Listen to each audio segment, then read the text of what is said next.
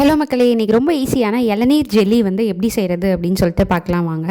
இதுக்கு வந்து நான் ஒரு அகரகர் பேக்கெட் வந்து வாங்கிட்டு வந்திருக்கேன். அடுப்பில் ஒரு பாத்திரம் வச்சுட்டு ஒரு 1/4 டம்ளர் கிட்ட தண்ணி ஊற்றிட்டு அந்த அகரகர் போட்டு வந்துட்டு நல்லா கிண்டி விடுங்க. அகரகர் வந்து நல்லா கரையணும்.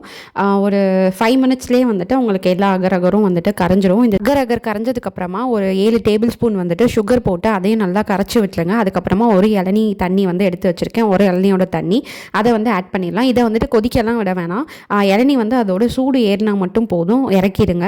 இறக்கிட்டு ஒரு பாத்திரத்தில் வந்து ட்ரான்ஸ்ஃபர் பண்ணிடுங்க, ஃப்ரிட்ஜில் வைக்கிற மாதிரி ட்ரான்ஸ்ஃபர் பண்ணிவிட்டு இதில் வந்துட்டு நம்ம இளநியோட தேங்காயை வந்துட்டு குட்டி குட்டியாக கட் பண்ணி போட்டால் சூப்பராக இருக்கும். எனக்கு இளநியோட தேங்காய் இல்லை, அதனால் நான் முந்திரி பருப்பு போட்டு ஒரு 15 மினிட்ஸ் ஃப்ரிட்ஜில் வச்சு எடுத்துட்டேன்.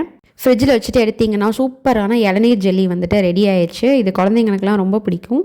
ட்ரை பண்ணி பார்த்துட்டு எப்படி இருந்துச்சுன்னு சொல்லுங்கள். பாருங்களேன், நல்லா கண்ணாடி மாதிரி இருக்குது பார்க்குறதுக்கேவும். இதை குட்டி குட்டியாக பீஸ் போட்டு எடுத்து வச்சுக்கலாம்.